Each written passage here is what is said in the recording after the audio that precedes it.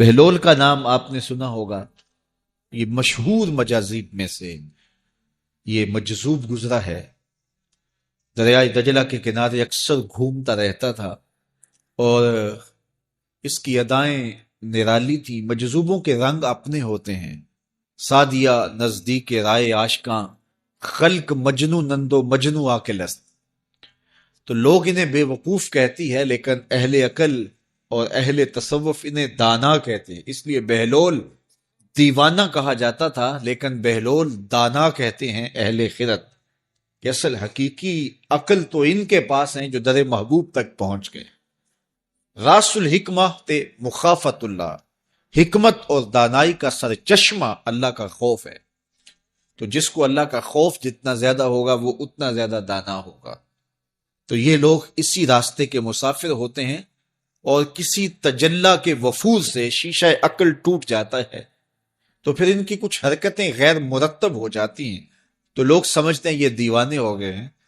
اصل تجلیات کے وفور سے ان کے ہوش ٹکانے نہیں رہے، لیکن ان کے دل پر وہی تجلیات منعکس ہوتی رہتی ہیں، تو انہیں دیوانے کہہ دیا جاتا ہے، لیکن حقیقت میں یہ دانا ہوتے ہیں۔ ان کے اندر کی دنیا مرتب ہوتی ہے، لیکن باہر کی دنیا غیر مرتب ہوتی ہے۔ اٹھنے بیٹھنے کا کبھی پتہ نہیں ہوتا، کھا لیا تو لے لیا، نہیں کھایا تو دو دو دن گزر گئے۔ پہننے کو کچھ میسر آ گیا تو ٹھیک ہے، نہ میسر آیا تو کئی کئی دن گزر گئے۔ تو ان کو اپنے ظاہر کا خیال نہیں ہوتا، ان کی نظر مشاہدہ جمال پہ ہوتی ہے، اور پھر یہ دنیا سے اور اپنے آپ سے بھی بے گانے ہو جاتے ہیں، اور لوگ انہیں دیوانہ کہہ کے پکارتے ہیں۔ ہارون الرشید گیا نا قبرستان کے قریب سے گزرا تو وہاں بہلول بیٹھا ہوا تھا۔ یہ مشہور مجاذیب میں سے مجذوب اس کو کہتے ہیں کہ تجلیات کے وفور سے جس کا شیشہ عقل ٹوٹ جائے اس کو مجذوب کہتے ہیں، اور لوگ اسے پاگل کہتے ہیں، لیکن اصل میں تو عقل مند یہ ہیں۔ تو بہلول بیٹھا تھا قبرستان میں، تو ہارون الرشید گزرا تو بہلول نے توجہ نہ دی، تو ہارون الرشید نے چاہا کہ میں اس کو دکھاؤں کہ میں محل کیا ہوتے ہیں، تخت و تاج کیا ہوتے ہیں۔ اس نے دعوت دی، بہلول آؤ نا ذرا بغداد میں، شہر کی رونقیں دیکھو، محلات کی زندگی دیکھو۔ تو حضرت بہلول نے جو جواب دیا بڑا خوبصورت تھا، کہا شہر والے سارے ادھر آ رہے ہیں، میں شہر کیا لینے جاؤں؟ تم مجھے شہر بلا رہے ہو اور شہر والے سارے روز ادھر آ رہے ہیں، تم کندھوں پہ اٹھا کے روز انہیں ادھر لاتے ہو اور میں شہر چلا جاؤں۔ تو بادشاہ کی بولتی بند ہو گئی۔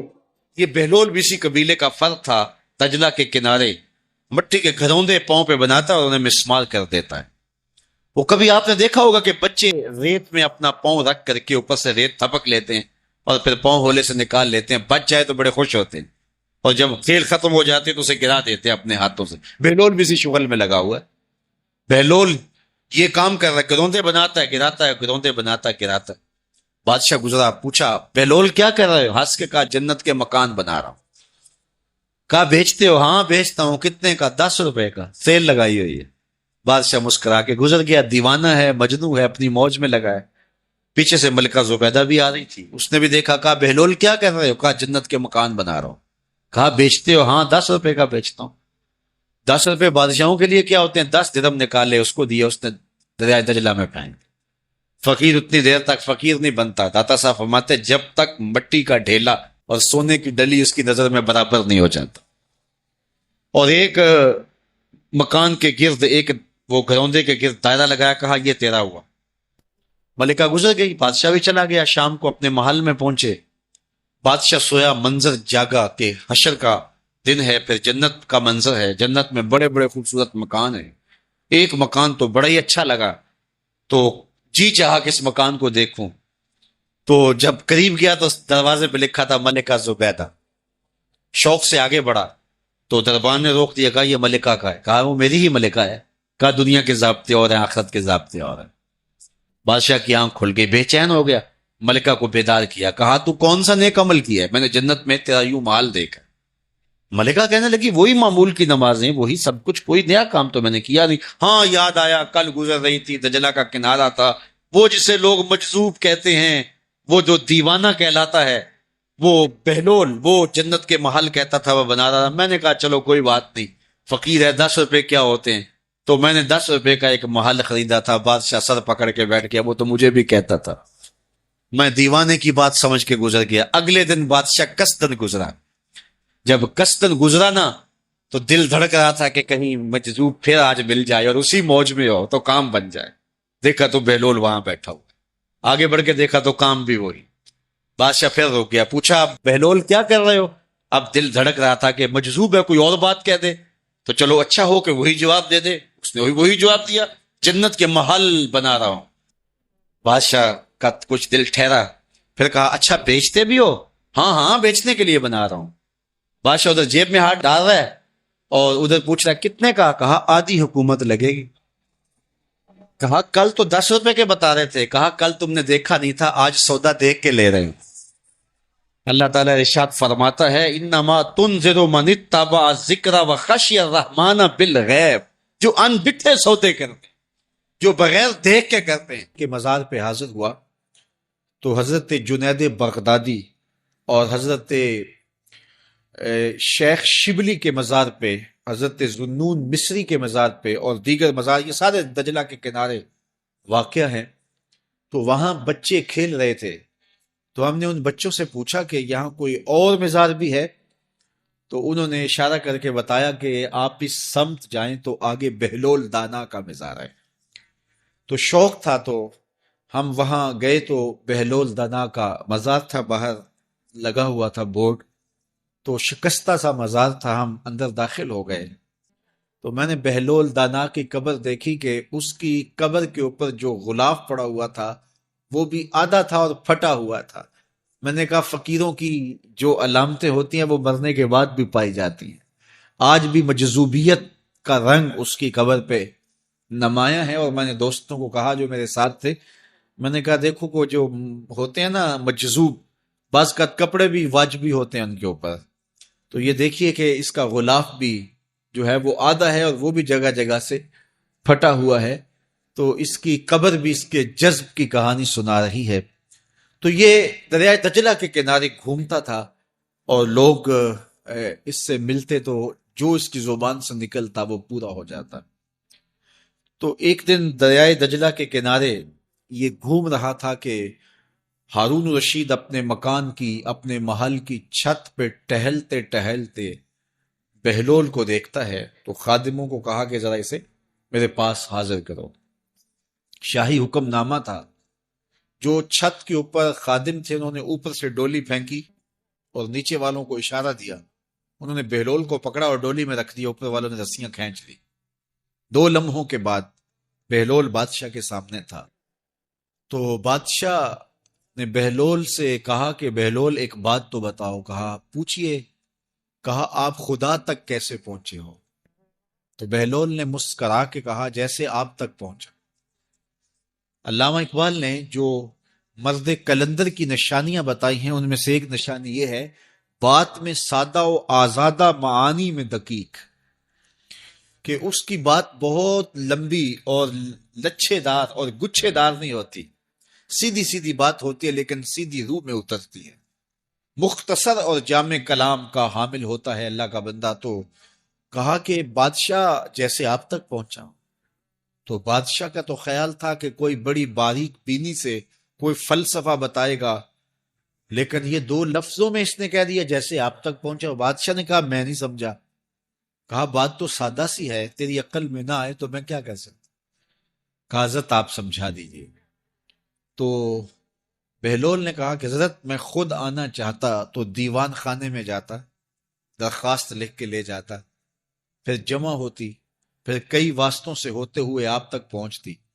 آپ پھر مجھے وقت دیتے ملاقات کا، 6 ماہ بعد، سال بعد. اس وقت پہ میں تیار ہو کے ملاقات کرنے آتا. آپ کے کوئی شاہی مہمان آ جاتے تو پھر ملاقات منسوخ ہو جاتی. پھر بھی آپ کی مرضی، ملاقات ہوتی نہ ہوتی. میں چاہتا تو مہینے سال لگ جاتے، لیکن ملاقات پھر بھی آپ کی مرضی پہ. اور جب آپ نے چاہا ہے تو 2 گھڑیاں بھی نہیں لگی. تو کہا بندہ چاہے تو کروڑوں سال بھی بیت جائیں، اس کے قرب کی کوئی انتہا نہیں ہے، لیکن جب وہ چاہے تو 2 گھڑیاں بھی نہیں لگتی. مانا کہ محبت کے سفر میں ہر گام پہ 100 مشکل ہے، لیکن یہ سفر آسان بھی ہے اگر ساتھ تمہارا ہو جائے۔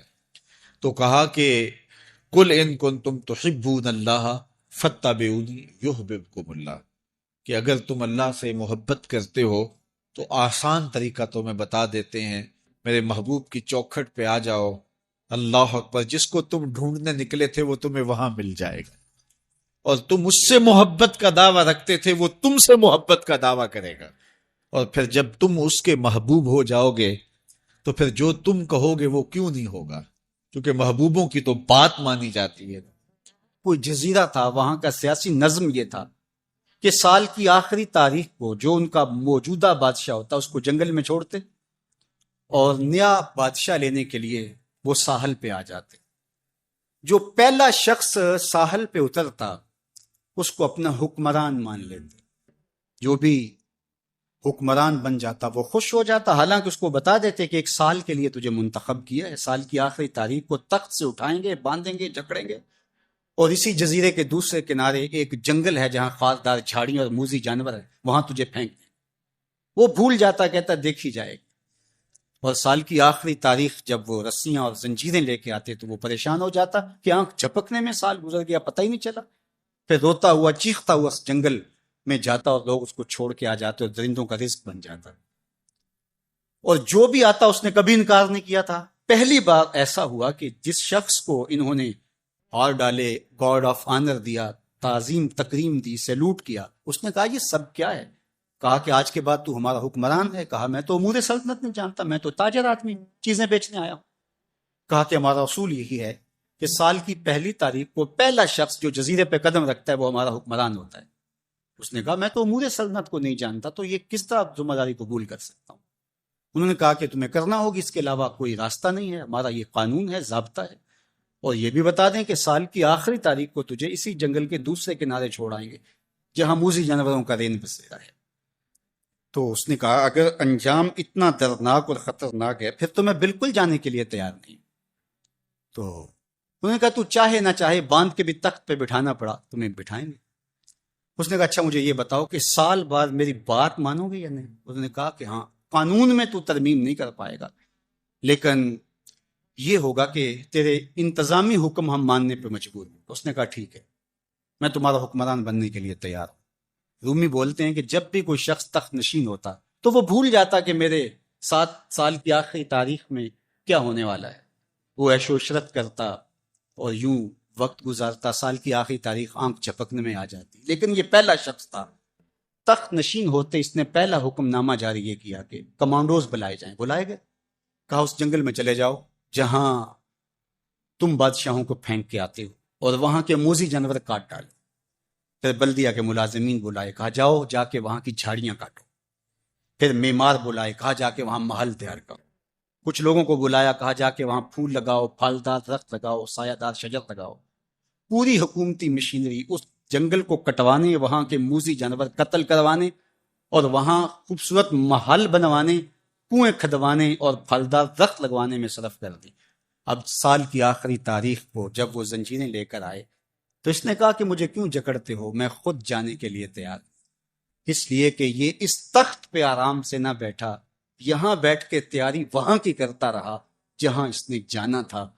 کافر اور فاسق دنیا کے تخت پہ عیش کرتا ہے، بھول جاتا ہے کہ میں نے کہاں جانا ہے، اور صالح مومن اس تخت پہ آرام سے نہیں بیٹھتا، جہاں جانا ہے اس کے لیے تیاری کرتا رہتا ہے، اور جب جنازہ اٹھتا ہے تو وہ کہتا ہے اجلوا بی ولا تؤخروا بی، دیر نہ کرو، مجھے جلدی لے جاؤ، میرا تو وہاں انتظار ہو رہا ہے۔ اور پھر جب وہ وہاں پہنچتا ہے تو القبر روضۃ من ریاض الجنہ، وہ جنت کے باغوں میں سے باغ بن چکی ہوتی ہے، وہ سارے تھور، ساری جھاڑیاں، ساری آگ اور وہاں کے سارے بھڑکتے ہوئے شعلے بجھا چکا ہوتا ہے۔ اپنے اعمال کے لشکر بھیج کے ہم نے دیکھنا ہے کہ ہم یہاں آخرت کے لیے کچھ بھیج رہے ہیں کہ یہی سب کچھ لٹا رہے ہیں۔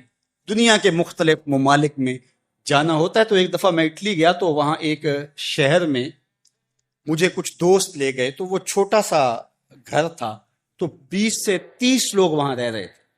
تو میں بڑا حیرت زدہ ہوا، تو میں نے کہا کہ آپ یہاں تنگ سی جگہ پہ 20-25 لوگ رہ رہے ہیں، تو اتنی مشکل میں کیوں رہ رہے ہیں؟ تو کوئی بڑا سا گھر خرید لیں، آسودہ رہی۔ تو انہوں نے کہا کہ جناب آپ ہمارے علاقے میں جا کے دیکھیں، 5 کنال کے گھر ہم نے وہاں شروع کیے۔ ہم یہاں کمائی کرنے آئے ہیں، عیش کرنا تھوڑے آئے، ہم تو چند سالوں کے لیے یہاں آئے ہیں، اس لیے ہم یہاں سے کماتے ہیں، بھیجتے وہاں ہے جہاں ہم نے ہمیشہ جا کے رہنا ہے۔ میں نے کہا یہی تو میں سمجھانے آیا ہوں، جہاں جتنا رہنا ہے وہاں کا انتظام بھی اس حساب سے کرو۔ حضور نے فرمایا کن فی الدنیا کانک غریب او عابر السبیل، دنیا میں ایسے رہو جس طرح مسافر اور اجنبی رہتا ہے۔ دنیا پر جینا لگا کے بیٹھ جاؤ، چند دن کے لیے آئے ہو، یہ آخرت کی کھیتی ہے، دار العمل ہے، وہ آخرت دار الجزا ہے۔ تو قبل اس سے کہ وہ وقت آئے ہاتھ ملتے رہ جائیں، توبہ کا در کھلا ہے، سورج ابھی مغرب سے طلوع نہیں ہوا، اللہ کی رحمتیں برس رہی ہیں، اٹھے ہوئے ہاتھ وہ موڑتا نہیں، خالی نہیں پھیرتا۔ تو اس کی دہلیز، اس کا در، اس کی چوکھٹ نہ چھوڑنا، اور آج غور کرنا کہ ہم کھڑے کہاں ہیں۔ اور کائنات کا سارا حسن حضور کے قدموں میں ہے۔ تو کہا محبوب مجھے قسم تیرے زمانے کی، انسان خسارے میں۔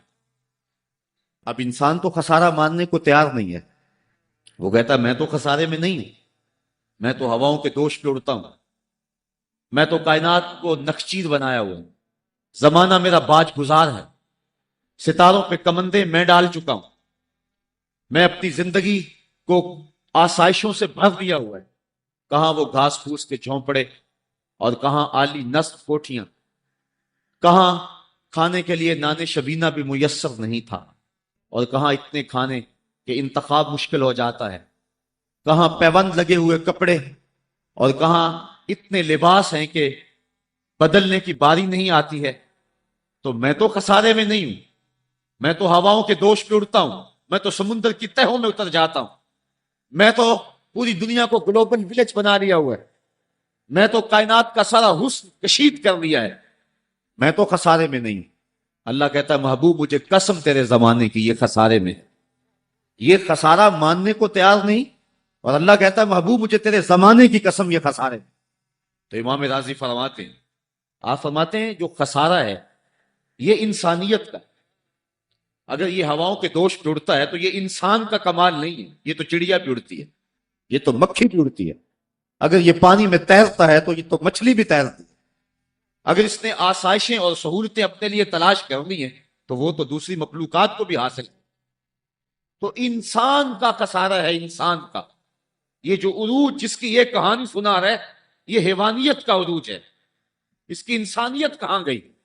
ہواؤں کے دوش پہ تو اڑتا ہے لیکن من کی دنیا سے تو نا آشنا ہے، یہ ستاروں پہ کمندے تو ڈال رہا ہے، ہمسائے کی تو خبر نہیں سے وہ، یہ دنیا کے اوپر بڑا باخبر شخص ہے لیکن اسے جو ہے وہ اپنے من کی خبر بھی نہیں ہے۔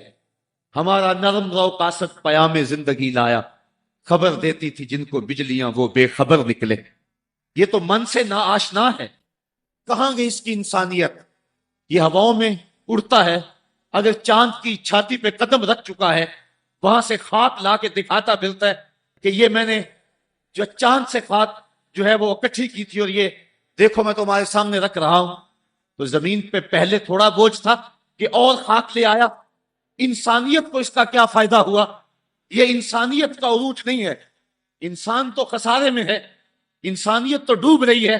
گھر کی آگ بجھی تو کچھ سامان بچا تھا جلنے سے، سو وہ بھی ان کے ہاتھ لگا جو آگ بجھانے آئے تھے۔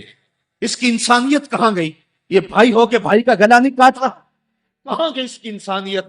کہا محبوب مجھے قسم ہے تیرے زمانے کی، یہ خسارے میں ہے۔ اور قسم محبوب کے زمانے کی اس لیے فرمائی کہ محبوب کے زمانے میں انسان عروج پہ تھا، انسان نقطہ کمال پہ تھا۔ اس دور کا انسان دیکھنا ہو تو ابو بکر و عمر کو دیکھو۔ تو کہا محبوب مجھے قسم تیرے زمانے کی، یہ انسان خسارے میں، اگرچہ یہ ہواؤں کے دوش پہ اڑتا ہے لیکن اس کی انسانیت لٹ چکی ہے۔ اور اگر اس نے انسان دیکھنا ہے تو محبوب آئے تیرے دور میں، یہ تو بھائی بھائی کا گلا کاٹ رہے، خون سفید ہو گیا، ایکسیڈنٹ میں جو بچ جاتے ہیں وہ مرنے والوں کی گھڑیاں اتارتے ہیں، اس کی تو حالت انسانی جو ہے وہ برباد ہو چکی ہے۔ لیکن حسن دیکھنا ہے انسانیت کا تو آئے تیرے دور میں، جب ایک شخص زخموں سے چور تڑپ رہا ہے، اور کہتا اللہ آج ہائے مجھے پیاس لگی. ایک بندہ کہیں سے پانی کا پیالہ لیے اس کی پیاس بجھانے کے لیے آگے بڑھتا ہے اور اس کو پانی دیتا ہے اور وہ بھی ہونٹوں تک لے آتا ہے کہ دوسری طرف سے آواز آتی ہے اللہ آج. تو یہ پیالہ اسی وقت پیچھے کر دیتا ہے اور کہتا ہے میرے بھائی کو شاید زیادہ پیاس لگی ہے, پہلے اسے دے دو, مجھے بعد میں دینا. اور یہ جب اس کے پاس جاتا ہے اور وہ پانی پینے لگتا ہے تو تیسری جگہ سے آواز آتی ہے, یہ اسے پانی دیتا ہے تو چوتھی جگہ سے آواز آتی ہے, حتیٰ کہ 7 اشخاص کے پاس پانی لے کے جاتا ہے اور ہر ایک آگے ترجیح دیتا ہے. اور جب وہ 7ویں شخص کے پاس پہنچتا ہے تو پہلے کے کرانے کی آواز پڑ جاتی, یہ کہتا ہے پیچھے بھاگ, پہلے اسے پانی دے. اور جب یہ پلٹ کے آتا ہے تو اس کی روح پرواز کر جاتی, پھر دوسرے کے پاس جاتا ہے تو اس کی روح پرواز کر جاتی. پانی کا ایک پیالہ اور 7 آدمی زندگی اور موت کی کشمکش میں, نزا کا عالم, اور ایک دوسرے کو ترجیح دے رہے ہیں. کہا یہ تھا حسن انسانیت کا. محبوب جو تیرے زمانے میں تھا, مجھے قسم تیرے زمانے کی یہ انسان خسارے میں ہے. اگر خسارے سے بچنا ہے تو دامن محمد کا تھامنا ہو. الا الذین آمنوا کا بیان اس پہ گواہی دے رہا ہے. تو یہ انسان کا خسارہ ہے, انسانیت کا خسارہ ہے. شیخ زادہ نے بیضاوی کے حاشیے میں ایک اور خسارے کا پہلو بیان حضرت علی المرتضیٰ رضی اللہ تعالی عنہ سے. آپ فرماتے ہیں خسارہ یہ ہے کہ انسان کی جو سانسیں, ہم لمحہ لمحہ سمجھتے ہیں کہ ہم بڑے ہو رہے ہیں لیکن ہم موت کے قریب ہو رہے ہیں. یہ سانسیں موت کی طرف بڑھنے والے قدم ہیں. تو یہ ہے انسان کا خسارہ جو اپنی سانسوں کے ذریعے کر رہا ہے. امام راضی لکھتے ہیں کہ ایک شخص پھٹے پہ رکھ کے برف بیچ رہا تھا, اور ایک بزرگ کہتے ہیں کہ مجھے ان الانسان لفی خسر کا ترجمہ سمجھ میں نہیں آتا. جب اللہ کرم نوازی فرمانے لگے تو پھر ہدایت کے سامان اس کے لیے بنتے چلے جاتے, اور جب کسی کی بہتری کا اللہ ارادہ نہ کرے تو اسے قرآن سے بھی ہدایت نہیں ملتی. تو وہ کہتے ہیں میں گیا بازار میں, سمرقند کا بازار تھا, وہاں ایک آدمی پھٹے پہ رکھ کے برف بیچ رہا تھا, اور آواز کیا لگا رہا تھا, توجہ چاہوں, کہہ رہا تھا ارحموا من یذوب راس مالہ, اور میرے پہ رحم کرو, مجھ سے برف لے لو. اگر تم نے برف خریدنے میں دیر کر دی تو میں کمائی کیا کرنی ہے, جو میں نے پیسے لگائے ہیں وہ بھی میرے لٹ جائیں گے, میرا راس المال بھی برباد ہو جائیں گے. کیونکہ برف ایسا سودا ہے کہ اگر گاہک وقت پہ نہ پہنچے تو نقصان ہو جاتا. کوئی اور چیز ہے آج نہیں بکی تو کل بیچ لیں گے, کل نہیں تو پرسوں بیچ لیں گے, لیکن برف کا اگر گاہک وقت پہ نہ آیا تو کمائی کیا کرنی ہے, راس المال بھی لٹ جائے. تو وہ جانے والوں کو کہہ رہا تھا ارحموا من یذوب راس مالہ, اور میرے پہ رحم کرو, مجھ سے برف لے لو. اگر تم نے دیر کر دی تو میرا اثاثہ بھی لٹ جائے گا, میرا راس المال بھی برباد ہو جائے گا. تو وہ بزرگ فرماتے ہیں جب اس نے یہ بات کہی تو مجھے ان الانسان لفی خسر کا ترجمہ سمجھ میں آ گیا. میں نے کہا کہ ہم بھی اپنے سانسوں کی برف کو پگھلا رہے ہیں, اور قطرہ قطرہ جس طرح برف پگھلتی ہے, سانس سانس کر کے زندگی پگھل رہی ہے. اگر جلدی جلدی ان سانسوں کے بدلے میں نیکیاں لے لیتے ہیں تو یہ زندگی بچ جائے گی, ورنہ یہ زندگی برف کی طرح پگھل رہی ہے. ان الانسان لفی خسر, انسان خسارے کا سودا کر رہا ہے, لمحہ لمحہ موت کے قریب ہو رہا ہے. یہ سمجھ رہا ہے میں بڑا ہو رہا ہوں لیکن یہ چھوٹا ہو رہا ہے.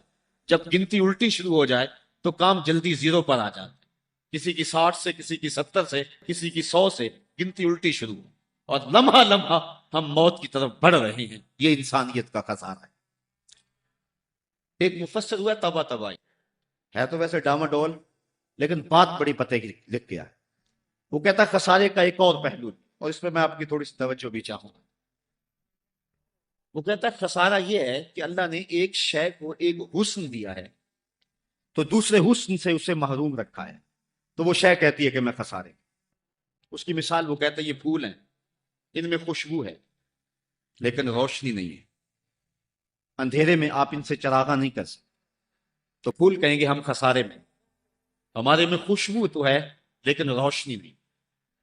چاند میں روشنی ہے لیکن اس میں خوشبو نہیں ہے, تو چاند کہتا ہے میں خسارے میں, کہ میرے میں روشنی تو بڑی ہے, میرے دم سے کائنات میں اجالے تو پھیل جاتے لیکن خوشبو نہیں ہے, میں خسارے میں. ایک بچہ کہتا ہے میرے میں بچپنے کی معصومیت تو ہے لیکن جوانی کا پاکپن نہیں ہے, لہذا میں خسارے میں. ایک جوان کہتا ہے میرے میں جوانی کا حسن تو ہے لیکن بڑھاپے کا تجربہ نہیں، لہذا میں خسارے میں ہوں۔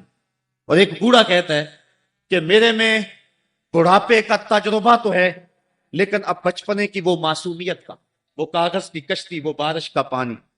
اور اقبال کہتا ہے، آپ کے شہر اقبال میں آیا ہوں، وہ کہتا ہے کہ جنبش زنجیر در سے لطف آتا تھا مجھے، وہ کنڈی بھی ہلتی تھی تو اس سے بھی لطف آ جاتا تھا، آج تو نغمے بھی نہیں نہ بہلاتے، لیکن اس بچپن میں کنڈی کے ہلنے سے بھی لطف آ جاتا تھا تو غم بھول جایا کرتے تھے۔ وہ کیا کسی نے کہا تھا کہ اپنے جل جانے کا بھی احساس نہیں تھا، جلتے ہوئے شعلوں کو چھیڑا کرتے تھے، اب تو ایک آنسو بھی رسوا کر جاتا ہے، بچپن میں جی بھر کے رویا کرتے تھے، اب تو وہ رونے کا حسن بھی نہیں نہ رہا۔ تو کہا کہ میرے پاس بڑھاپے کا تجربہ تو ہے، لیکن بچپنے کی معصومیت نہیں ہے، لہذا میں خسارے میں ہوں۔ ایک شخص زندہ دار کہتا ہے کہ میرے پاس سحری کے آنسو تو ہیں، لیکن علم کا بانکپن نہیں ہے۔ اور ایک عالم کہتا ہے کہ میرے پاس علم کے کمال تو ہیں، لیکن تہجد کے سجدے نہیں ہیں، لہذا میں خسارے میں ہوں۔ بلبل کہتی ہے میرے لہجے میں تو حسن ہے، لیکن میرے بازوؤں میں طاقت نہیں ہے، لہذا میں خسارے میں ہوں۔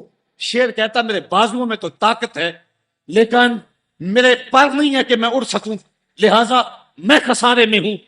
کوئل کہتی ہے میرے لہجے میں تو جادو ہے، لیکن رنگ میرا کالا ہے، لہذا میں خسارے میں ہوں۔ مور کہتا ہے میرے پروں میں تو حسن ہے، لیکن میرے پاؤں بدصورت ہیں، لہذا میں خسارے میں ہوں۔ تو وہ کہتا ہے کہ کائنات کی ہر شے کسی نہ کسی طرح خسارے میں ہے، لیکن پھر کہتا ہے اگر تمہیں شوق ہو کہ ایک ذات ایسی بھی دیکھے جس میں خسارہ نہ ہو تو آؤ مدینے کی گلی میں آ جاؤ۔ حسن کی ساری شوخیاں، جمال کے سارے کریمے اور حسن کا سارا باپپن اگر ایک ذات میں دیکھنے کا شوق آ جائے، حسن یوسف دم عیسیٰ ید بیسا داری، ہما دارند آنچے پھوپا تو تنہا داری۔ کائنات حسن جب پھیلی تو لا محدود تھی، اور جب سمٹی تو تیرا نام بن کے رہ گیا۔ اگر یہ شوق ہو کہ کائنات کے سارے حسن ایک پیکر میں دیکھیں تو کہا اس کے لیے میں نے ایک محمد ہی بنا دیا۔ سارے حسن ایک پیکر میں آپ کو ملیں گے، سارے کمال اور سارے جمال اور سارے عروج اور ساری عزتیں اور سارے مراتب آپ کو ایک ذات میں جمع ملیں گے، اور محمد ہوتا ہی وہ ہے جو مجمع کمالات ہو۔ تو کہا کہ یہ ہے ایک خسارے کا پہلو، اور کائنات میں ایک ہی شخص ہے جو خسارے سے بچا ہو۔ اب جو اس ذات سے وابستہ ہوگا وہ بھی خسارے سے بچ جائے۔ الا الذین آمنوا، جس کے ہاتھ میں یہ دامن وہ خسارے سے بچ جائے گا، ورنہ خسارے سے کوئی بچ نہیں سکتا۔ نہ دولت بچا سکتی ہے، نہ اقتدار کی بچھی ہوئی مسندیں خسارے سے بچا سکتی ہیں، نہ کوئی اور انسان کو دنیاوی کمال خسارے سے بچا سکتا ہے۔ اگر خسارے سے بچنا ہے تو ہاتھوں میں دامن مصطفیٰ لینا ہوگا۔ وہ کبھی آپ نے دیکھا ہوگا، اب تو وہ دور بدل گیا ہے، وہ چکی ہوتی تھی جس میں وہ گندم پیستے ہیں، مختلف چیزیں، تو اس کے دو پتھر ہوتے ہیں، ایک نیچے والا ساکن، اوپر والا متحرک، تو درمیان میں اس کے ایک کلی ہوتی جس کے ارد گرد اس کو گھماتے ہیں، تو وہ جو دانے ہیں وہ درمیان خالی جگہ میں ڈالتے ہیں، اس کو گالا کہتے ہیں، اس میں ڈالتے ہیں اور پھر اس چکی کو گھماتے ہیں، تو جو دانے اس مرکز سے، اس کلی سے ہٹ جاتے ہیں وہ پس جاتے ہیں، اور جو اس کلی سے لگ کے رہتے ہیں وہ بچ جاتے ہیں۔ کہا محبوب مجھے قسم تیرے زمانے کی، انسان خسارے میں ہے، الا الذین آمنوا، بچے گا وہ جو تیرے دامن سے لپٹ جائے گا۔ اور یہ میں مفہوم ایمان کا جو آپ کے سامنے دامن مصطفیٰ سے تمسک اختیار کرنا، یہ میری جذباتیت کا کمال نہیں، حقیقت ہی ہے۔ علامہ سعد الدین تفتازانی علیہ رحمہ شرح عقائد میں لکھتے ہیں کہ ایمان ہے کیا؟ آپ فرماتے ہیں الایمان ہی تصدیق بما جاء بہ النبی صلی اللہ علیہ وسلم، حضور کے علاوہ ایمان ہو ہی نہیں سکتا، یہ ممکن ہی نہیں ہے۔ اور یہ بات بھی ذہن میں بٹھا لیں کہ حضور سے ذہنی تعلق کا نام ایمان نہیں ہے، حضور سے قلبی تعلق کا نام ایمان ہے، اور یہ میرے مسلک کی پہچان ہے۔ صرف ذہنی تعلق کا نام ایمان نہیں ہے، قلبی تعلق کا نام ایمان ہے۔ اس کو مزید سہل کروں تو حضور کو نبی جاننے کا نام ایمان نہیں ہے، نبی ماننے کا نام ایمان۔ ورنہ کتنے لوگ تھے جانتے تھے لیکن ایمان نہ لائے. الذین آتیناہم الکتاب یعرفونہ کما یعرفون ابناءہم. جن کو ہم نے کتاب دی وہ ایسے جانتے تھے جس طرح بیٹوں کو جانا کرتے، لیکن اس کے باوجود ایمان نصیب نہیں ہوا. ایمان جاننے کا نام نہیں ہے، ایمان ماننے کا نام. پھول کو بلبل جانتی نہیں مانتی ہے. اگر مانتی نہ ہوتی تو پھول کے گرد رقص سے بسمل کے تماشے نہ کرتی. شمع کو جانتے سارے ہیں لیکن مانتا صرف پروانہ ہے. تو ایمان جاننے کا نام نہیں ہے، ایمان ماننے کا نام.